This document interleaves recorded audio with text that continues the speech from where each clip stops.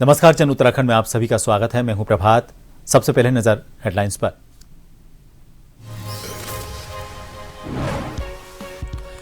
38वें राष्ट्रीय खेलों का समापन के बाद सीएम आवास पहुंचा शुभंकर मौली। सीएम ने किया स्वागत, कहा मौली की सक्रियता ने सबका दिल जीता।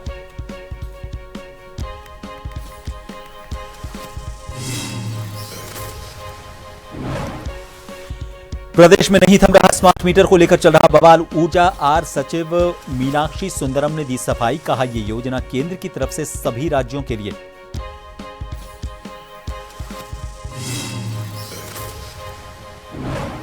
हरिद्वार रुड़की विकास प्राधिकरण की अवैध कॉलोनियों पर कार्यवाही। भगवानपुर क्षेत्र में कई अवैध कॉलोनियों पर चला एचआरडीए का पीला पंजा, भूमाफिया में हड़कंप।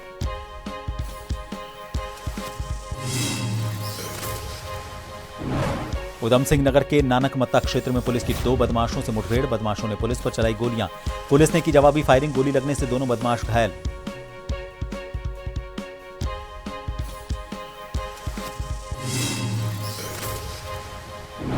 और उत्तराखंड के कई जिलों में बदला मौसम का मिजाज, फिर लौटी ठंड। कई इलाकों में हल्की बारिश। केदार घाटी के हिमालयी क्षेत्रों में शुरू हुई बर्फबारी।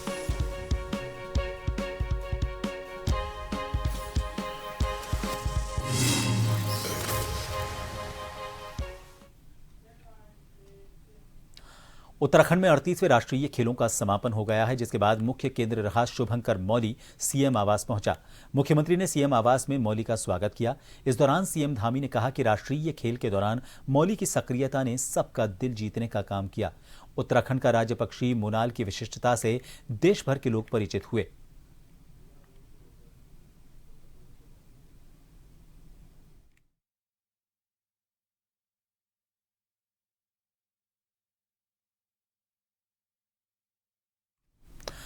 रुक करेंगे अगली खबर का। मीटरों को लेकर, स्मार्ट मीटर को लेकर जो बवाल है वो थमने का नाम नहीं ले रहा। उत्तराखंड में लग रहे बिजली के विभाग के स्मार्ट मीटर को लेकर बवाल बढ़ता जा रहा है। इसे लेकर ऊर्जा आर सचिव मीनाक्षी सुंदरम ने सफाई देते हुए कहा कि ये योजना केंद्र सरकार की तरफ से राज्यों को दी गई है। उन्होंने कहा कि स्मार्ट मीटर लगाने से राज्य में जो उपभोक्ताओं की मीटर रीडिंग को लेकर शिकायतें थी वो खत्म हो जाएंगी। ऊर्जा सचिव ने कहा कि राज्य में स्मार्ट मीटर लगाने की टेंडर प्रक्रिया शुरू हो चुकी है। वीआईपी लोगों के घर पर भी स्मार्ट मीटर लग रहे हैं।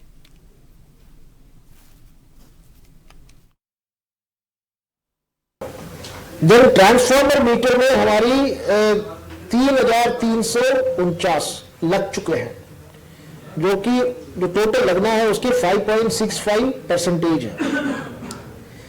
फीडर में 2,370 लग चुके हैं, जो कि 91.08% है। तो हमने फीडर से स्टार्ट किया, फिर ट्रांसफार्मर पे गए, और उपभोक्ताओं में भी पहली चरण में हम लोग घरेलू के बजाय ज्यादा फोकस इंडस्ट्री कमर्शियल में कर रहे हैं, जिसमें कंजम्पशन भी बहुत ज्यादा होता है। अगर आप देखेंगे यूपीसीएल में जो घरेलू उपभोक्ता जितने बिजली उपयोग कर रहे हैं, ये केवल 30% है। हमारे 70% जो है कमर्शियल और इंडस्ट्रियल। तो कमर्शियल और इंडस्ट्रियल में 100% अगर हमने लगा दिया है, वही हमारी एक बहुत बड़ी उपलब्धि होगी। उत्तराखंड के प्रमुख सचिव आर मीनाक्षी सुंदरम ने प्रेस वार्ता करते हुए विधानसभा के बजट सत्र से पहले आर्थिक सर्वेक्षण रिपोर्ट जारी की। उन्होंने कहा कि प्रदेश की जीएसपी ग्रोथ अच्छी हुई है। उसके बाद ही प्रदेश की विकास दर 2024 और 25 में 6.61% संभावित है। साथ ही उन्होंने ये भी बताया कि सकल घरेलू उत्पाद 3,32,000 करोड़ का था, जो कि अब 3,78,000 करोड़ संभावित है।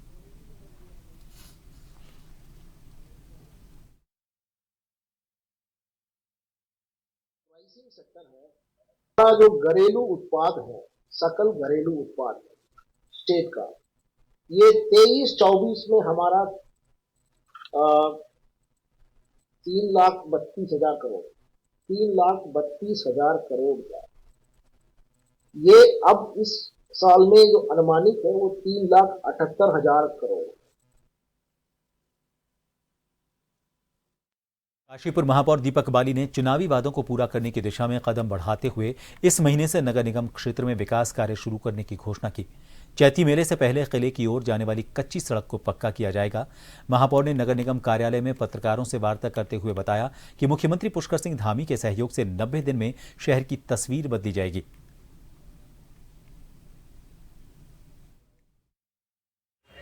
बहुत सारे, मैं कहता हूँ ना कि काशीपुर की आदरणीय जनता में बहुत सारे ऐसे लोग हैं, पहले इसी पर बात कर लेता हूँ, कि जिन्होंने उसका कुछ कमर्शियल बिल्डिंग भी है, कुछ आवासीय भी है, जिन्होंने इसी शुल्क की वजह से अपना दाखिल खारिज नहीं कराया अभी तक।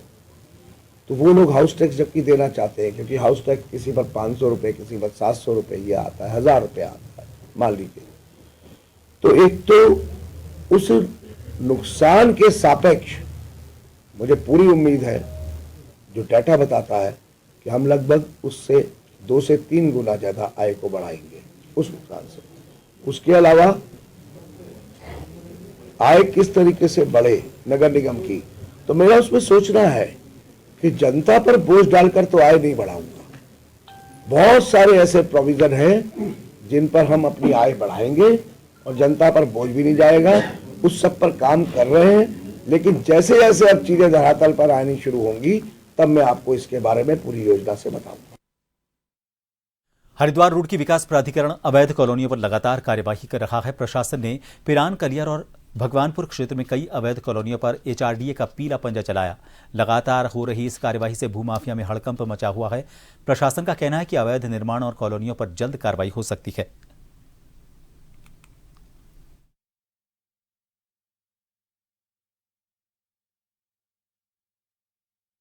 दिनों दिन बढ़ती जा रही वनाग्नि की घटनाओं को रोकने के लिए डीएफओ चंपावत नवीन पंत के निर्देश और एसडीओ नेहा सोन के नेतृत्व में लोहाघाट ब्लॉक सभागार में बाराकोट और लोहाघाट क्षेत्र के वन सरपंचों के लिए वनाग्नि सुरक्षा प्रशिक्षण और जागरूकता कार्यक्रम हुआ। इसमें 165 वन सरपंचों सहित पर्यावरण प्रेमियों, वन कर्मियों और पर्यावरण प्रेमियों ने प्रतिभाग किया। गोष्ठी में एसडीओ चंपावत नेहा सोन और वन मित्र स्याली खेत रानीखेत से आए गजेंद्र जोशी द्वारा सभी वन सरपंचों को जागरूक करते हुए कहा गया कि आज जलवायु परिवर्तन, पेयजल स्रोतों और नदियों का सूखना, वनों का अंधाधुंध कटान और वनाग्नि है। सरकार के द्वारा वनाग्नि को आपदा घोषित किया गया है। उन्होंने कहा कि आज हमें अपने जंगलों को बचाना होगा, जिसमें सबसे बड़ी भूमिका ग्रामीणों की है।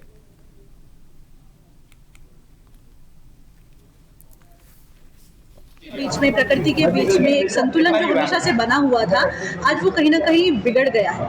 उसी संतुलन को बनाए रखने के लिए, ये जागृत करने के लिए लोगों को ये हमारे द्वारा कार्यशाला आयोजित की गई, जिसे जिला आपदा प्रबंधन प्राधिकरण के सौजन्य से यहाँ पर आयोजित किया गया।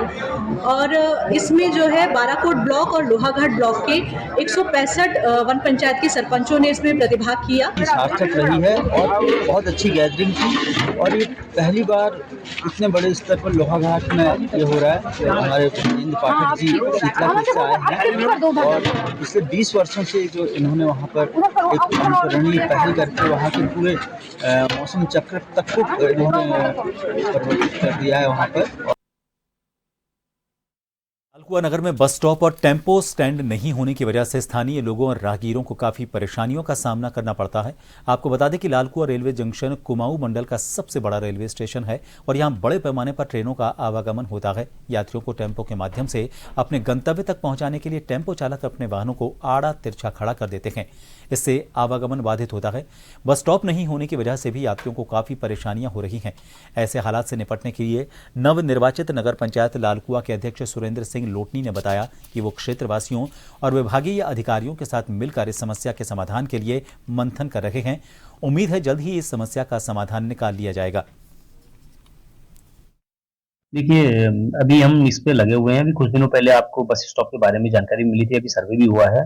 तो नीचे ट्रांसपोर्ट नगर में और एक यहाँ पर 2 जगहों के लिए सर्वे हुआ है। तो दोनों में से जो बेस्ट जगह है वो थोड़ा लग रही है ठीक ठाक। अभी कुछ दिनों में शायद इसका निर्णय भी आ जाएगा। तो थोड़ा यहाँ पर ट्रैफिक के लिए थोड़ा हमको निजात तो मिलेगी अगर बस स्टॉप नीचे मिल जाए। टेम्पो स्टैंड की बड़ी दिक्कत, मतलब टेम्पो स्टैंड नहीं होने की वजह से बड़ी समस्या है। क्या कुछ अधिकारी से वार्ता करेंगे आगे?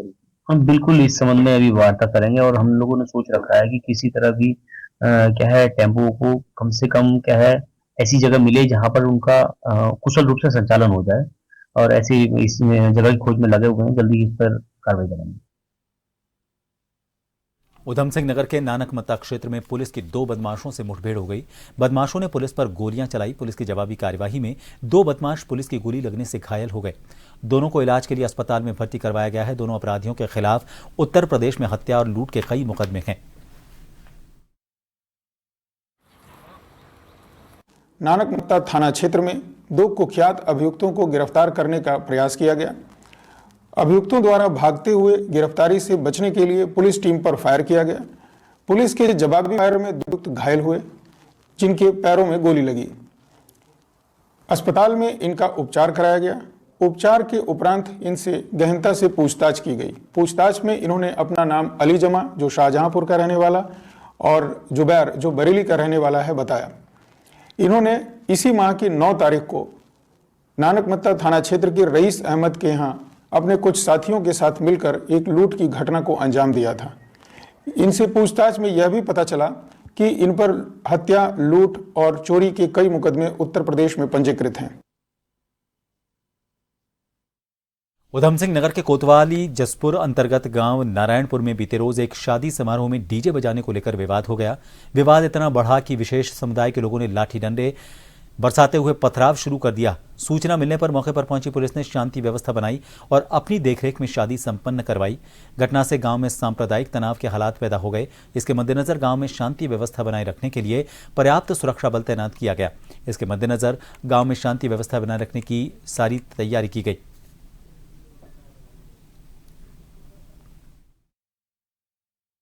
नारायणपुर थाना जसपुर में एक शादी समारोह था जिसमें डीजे बजने को लेके कुछ विवाद हुआ है। इस घटना के बाद तुरंत पुलिस मौके पर पहुंची, क्योंकि 2 गैर समुदाय के बीच का ये झगड़ा था।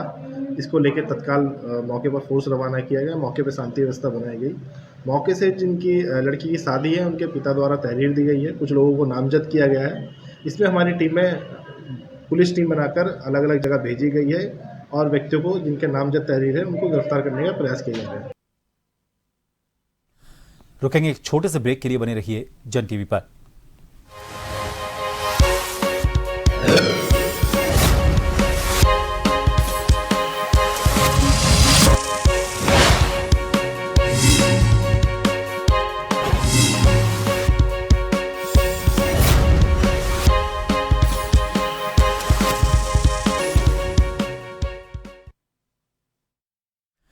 ब्रेक के बाद एक बार फिर आप सभी का स्वागत है। खटीमा क्षेत्र के दूरस्थ ग्राम दिया में कामन नदी के किनारे बना गौशाला अब जीर्ण शीर्ण अवस्था में है और अब उत्तराखंड सरकार ने इसको दूसरी जगह शिफ्ट करने का निर्णय लिया है। दरअसल ग्राम सभा दिया में कामन नदी के किनारे बनाया गया गौशाला काफी चर्चाओं में रहा। इसका राजनीतिक दलों के द्वारा और ग्रामवासियों का काफी विरोध करने के बावजूद उत्तराखंड सरकार ने इस गौशाला का निर्माण किया। इस पर 7 और 8 जुलाई को आई आपदा में कई गोवंश मारे गए और कुछ सामाजिक संगठनों द्वारा गोवंश को निकाला गया। बन रही थी, ग्रामीणों के साथ मिलकर और इंडिविजुअल भी मैंने उसका बहुत विरोध किया। हमने कहा कि ये जमीन लो लैंड है, इसमें पानी भरता है और हर बरसात में यहाँ आपदा आती है, ये गौशाला सुरक्षित नहीं है। और सरकार ने ऐसे ही अधिकारियों के दम पर जबरन उसको जो है कि गौशाला को बनाया और गौशाला में करोड़ों रुपये की जो है धनराशि, सरकारी धनराशि को लगाया और बाढ़ आई, गौशाला भी बह गई और जानवर भी, कई जानवरों की भी मौत हो गई। तो उसका दोषी कौन है? उसका दोषी कौन है? वैसे ही आज फिर ग्रामीण इन्हें सूचना दे रहे हैं कि अगर आप 300 मीटर खोदेंगे, 10 फीट खोदेंगे तो गांव की जमीनें और धंस जाएंगी, गांव को और नुकसान होगा। लेकिन ये आज बना, हमने तो विधानसभा में भी सवाल उठाया, उससे पहले चुनाव प्रचार में भी कहा, उससे पहले जब एसडीएम को ज्ञापन भी दिया कि आप गौशाला बना रहे हैं, गलत जगह पे लो लैंड है, उन्होंने नहीं माना। तो मैंने तो विधानसभा में मांग करी कि लो लैंड को जिसने तय किया और गौशाला में जो पैसा लगा उसकी रिकवरी होनी चाहिए, उसके खिलाफ कार्रवाई होनी चाहिए। ये बात हमने विधानसभा के सत्र में भी उठाई।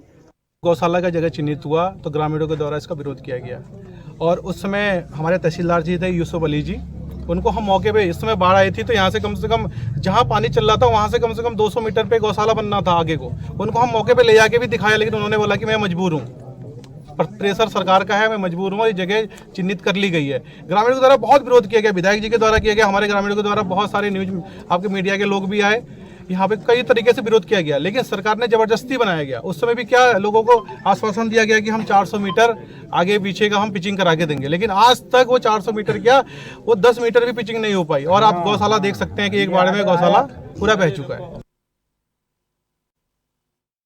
ठंड के कई जिलों में आज मौसम का मिजाज बदला हुआ रहा, जिस कारण ठंड ने एक बार फिर से दस्तक दी।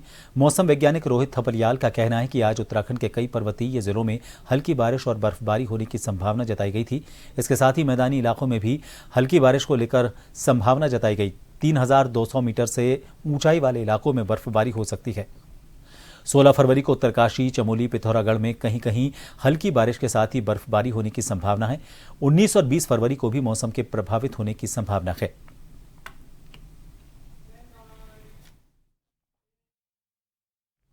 उत्तराखंड सरकार आदि कैलाश और ओम पर्वत की यात्रा को बढ़ावा दे रही है। पिथौरागढ़ के आदि कैलाश और ओम पर्वत दर्शन के लिए शीतकाल में पहली बार हेली सेवा संचालित की जाएगी। रुद्राक्ष एविएशन प्राइवेट लिमिटेड की ओर से नवंबर के महीने में MI-17 हेलीकॉप्टर से सेवा शुरू की जाएगी। बीते दिनों उत्तराखंड कैबिनेट ने इसकी मंजूरी दी थी।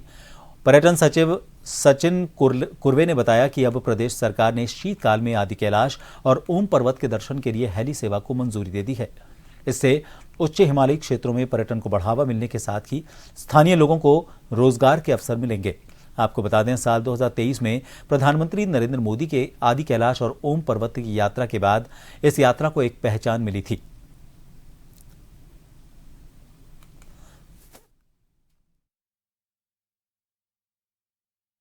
देखिए, आदि कैलाश ओम पर्वत इसके संदर्भ में पिछले यात्रा तो पहले से भी चलती आई है, लेकिन इसको एक हाई एंड का प्रोडक्ट बनाने के पॉइंट ऑफ व्यू से पिछले साल से हमने इसको एरियल सर्विस भी इसमें शुरू कराई है।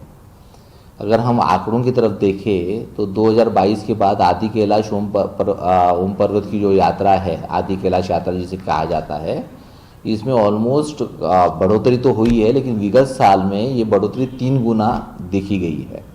तो एरियल के माध्यम से, एरियल दर्शन के माध्यम से, और पिछले नवंबर-दिसंबर में हमने कैलाश के दर्शन फ्रॉम इंडियन सॉइल ये भी हमने कराया था। तो इसको बहुत अच्छा रिस्पांस मिला है, और उसी के मद्देनज़र जो अभी कल की कैबिनेट में जो निर्णय हुआ है कि हमने MI-18 के माध्यम से एरियल दर्शन की हमने सुविधाएं शुरू की है, जिसमें 26,000 रुपीज़ का एक काइंड ऑफ एक कैप हमने अपनी तरफ से हम वो बेयर कर रहे हैं UTDB से। केदार घाटी के हिमालयी क्षेत्रों में बर्फबारी शुरू हो गई है और निचले भूभाग में हल्की बूंदाबांदी होने से तापमान में हल्की गिरावट महसूस होने लगी है। निचले भूभाग में हल्की बारिश होने से काश्तकारों के चेहरे पर रौनक लौटने लगी है। आने वाले कुछ घंटों में यदि मौसम का मिजाज इसी तरह से रहा तो केदारनाथ, मदमहेश्वर, तुंगनाथ धामों सहित ऊंचाई वाले इलाकों में बर्फबारी शुरू हो सकती है। तुंगनाथ घाटी में यदि मौसम के अनुकूल बर्फबारी होती है तो स्थानीय पर्यटन व्यवसाय में भारी इजाफा हो सकता है।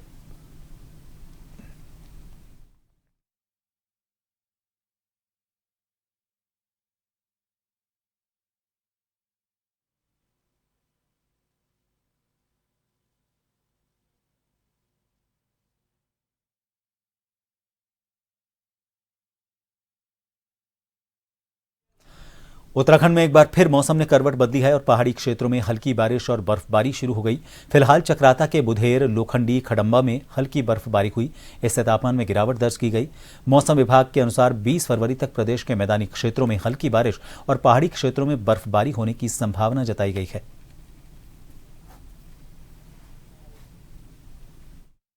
काफी समय से बर्फबारी यहाँ पर लोखंडी में नहीं हो रही थी। बीच में भी जनवरी के महीने में भी बारिशें चली, जो कि उम्मीदें नहीं थी कि इस बर्फबारी हो जाए, क्योंकि मौसम बहुत गर्म हो गया था, धूल इतनी ज्यादा हो गई थी और गर्मी दिन में इतनी ज्यादा हो गई थी, बहुत ज्यादा गर्मी हो गई थी। लेकिन आज अचानक ही मौसम बदला और जो है बारिश भी नहीं हुई, डायरेक्ट बर्फबारी शुरू हो गई।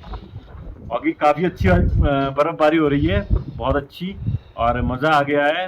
और क्योंकि टूरिस्ट वगैरह भी सब लोग का यही कहना था कि बर्फबारी कब होगी, तो हम उनको भी हम ये संदेश देना चाहते हैं कि लोखंडी पे, चक्राता में बर्फबारी शुरू हो गई है और आप लोग आइए, बर्फ का मजा लीजिए। और जो है अपना खेती के लिए भी बहुत जरूरी है बर्फ, बारिश, जो कि नहीं हो रहा था काफी समय से, सब सूखा पड़ा था, बाग बगीचे, खेती, फसलें, सब कुछ। तो इसके लिए भी थोड़ा सा सहारा है। अभी देखते हैं 2-3 दिन बाद दोबारा प्रेडिक्शन दे रखी है स्नोफॉल की, तो और अच्छी हो, हमें ये उम्मीद है। मुख्यमंत्री पुष्कर सिंह धामी ने महान स्वतंत्रता सेनानी कुली बेगार आंदोलन के सूत्रधार कुमाऊं केसरी बद्रीदत्त पांडे की जयंती पर नमन किया। उन्होंने सोशल मीडिया पर पोस्ट कर श्रद्धांजलि दी और लिखा कि बद्रीदत्त पांडे का संघर्षशील जीवन हम सभी के लिए प्रेरणा स्रोत है।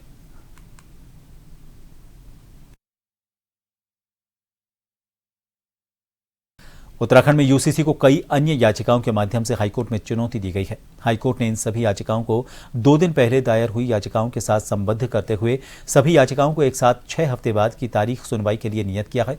कोर्ट ने इन याचिकाओं की सुनवाई की तारीख 1 अप्रैल निर्धारित कर दी है। यूसीसी के कुछ प्रावधानों को लेकर अधिवक्ता आरुषि गुप्ता ने हाईकोर्ट में याचिका के जरिए चुनौती दी है।